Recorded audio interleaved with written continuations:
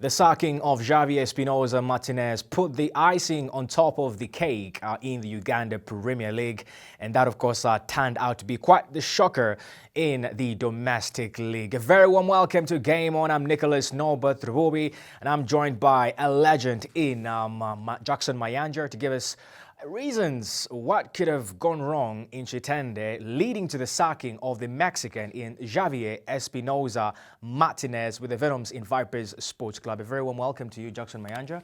Thank you very much. For the first time I get to meet you in person, one-on-one. How have you been? I'm good. You're good? Yes. The year has been quite good for you? Not bad. Just, as normal life. I'm living a normal life. You live football, eat football, live football? Yes, everything in my life is football. Interesting. Of course. News broke out over the weekend in regards to the sacking of Javier Espinosa Martinez, who's been the head coach at Vipers Sports Club, the defending champions of the Uganda Premier League. Quite the shocker. I say quite the shocker because a man who was brought into the club to help the club progress and make strides, having had a very successful 2017-2018 season.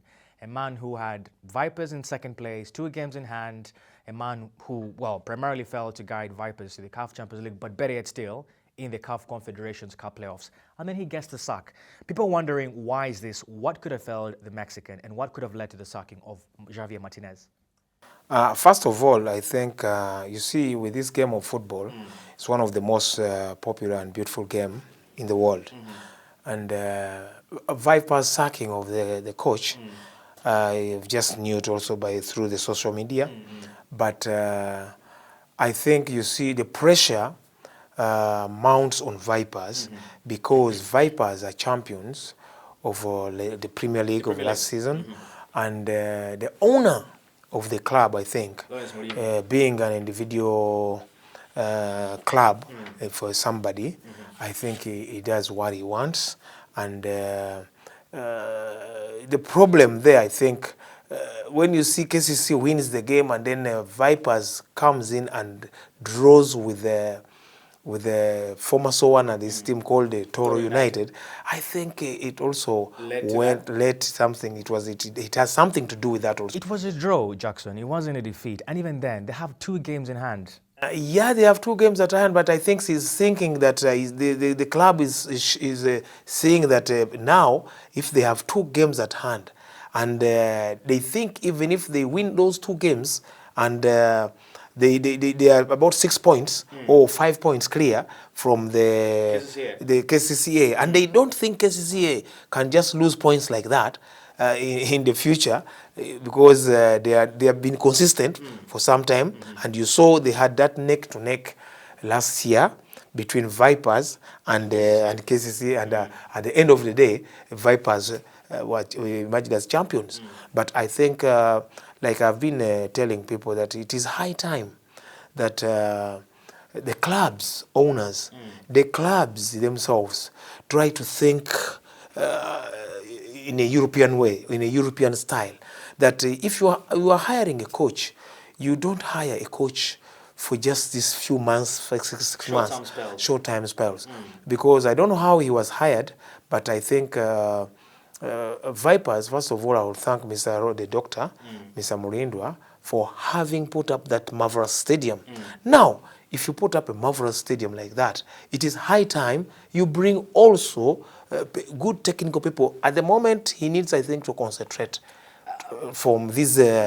I know he's very much interested to go to the Champions League group stages. He wanted the group stages, but unfortunately, It was demoted to the CAF Confederations Cup. Yeah, because first of all, it motivates the players itself. You have revenues as well. Even players themselves, you can have to sell some players. Yes, the scouts come in and say, "Oh, with such a stadium, let's go and watch these guys. This is a very organized club." You know, the agents, the scouts can come also and scout in the players, and you can even sell players from out. Jackson, could this have been, should I say, a performance contract? I won't speculate so much about why he was sacked. And was it because of the game? Was maybe there were some internal factors which are related really to be for Martinez to be sacked.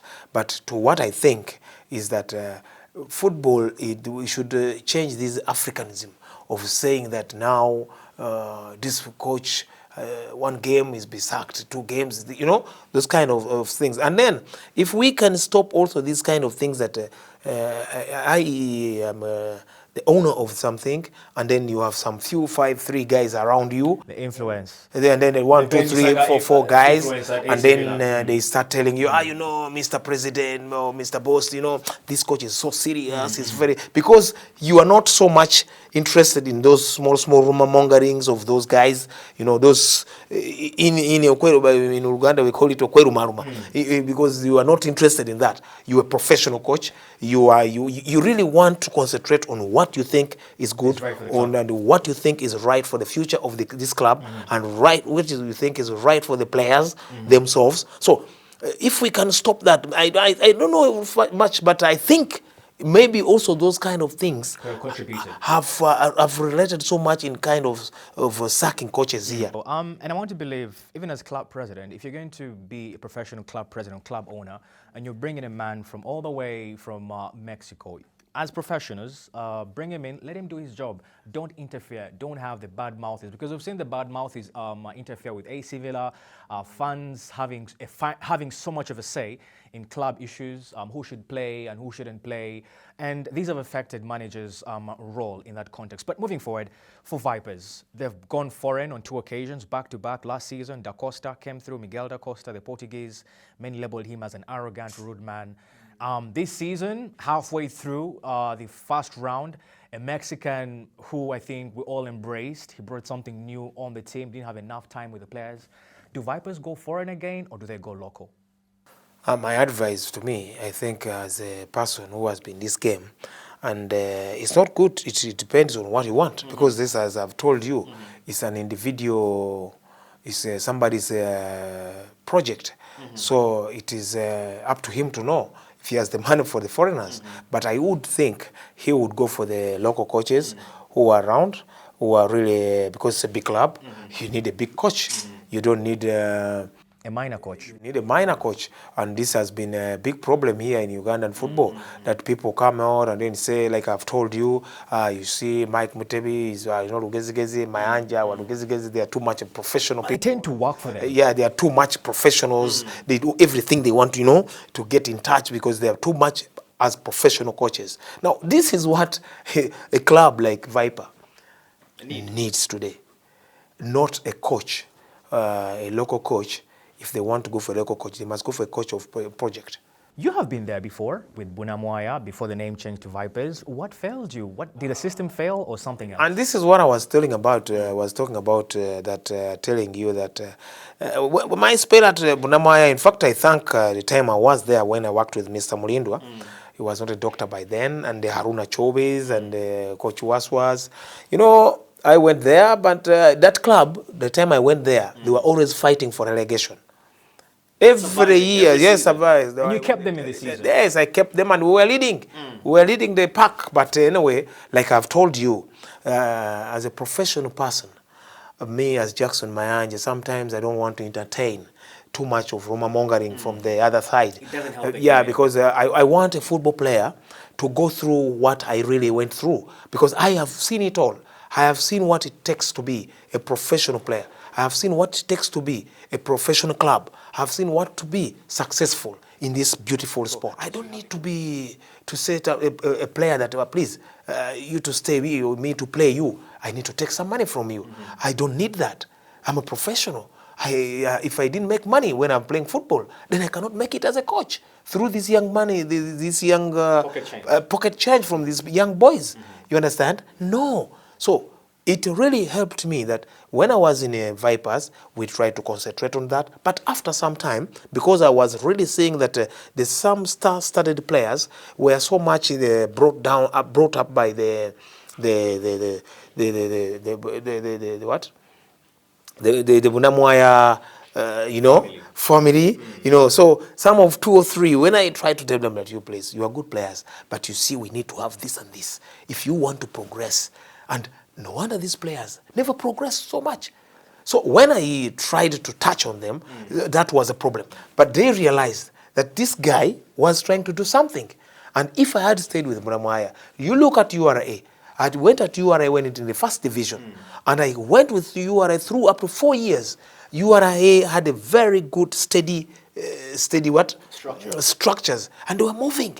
And when I went to Rwanda, I left URA football club. I went to Kigali for an international coaching career. You understand? So this URA moved with that. But when URA started coming in with that, you see, this coach has gone, let's leave this young one here. This one has gone, let's leave this young one here. You know, this so much instability in management. Yes, they had to win some cups, but for how long are you going to do that? So, Jackson, you're saying that the systems in place at certain clubs, let's not be specific, do affect so many decisions, and you could probably say the system at Vipers could have affected and played a huge role in the sacking of Xavier Espinosa. Mugana Gamba, you don't know what you want. Is that true? Yes, I think because we must be straight. Now, Vipers is one of the clubs Uganda must must be proud of, because it has a very big impact in the game here. How can they fix this, though, moving forward? They should sit down on the round table and they accept professionalism in the club, that now Vipers is no longer Bonamoaya. Vipers is no longer, let me say, these are the small clubs. We have to accept that Vipers, you must associate with big coaches. You must associate with the professionalism. You must associate with the trends of the modern game. If Vipers has it, Mr. Dr. Mulindwa put up that environment at the training ground. You see that pitch? Eh? In Chitende? In Chitende. G4 AstroTurf, the letters. Fantastic. So you have organized that complex. Now, what have you done to associate with that complex, with the results? Because now, for example, I just seen they have been grouped in with this the Tunisian club. It's not a small. It's not a joke. These have a very big mountain to climb. Many have ruled them out. If Vipers don't regroup themselves very well, they have a very big mountain to climb.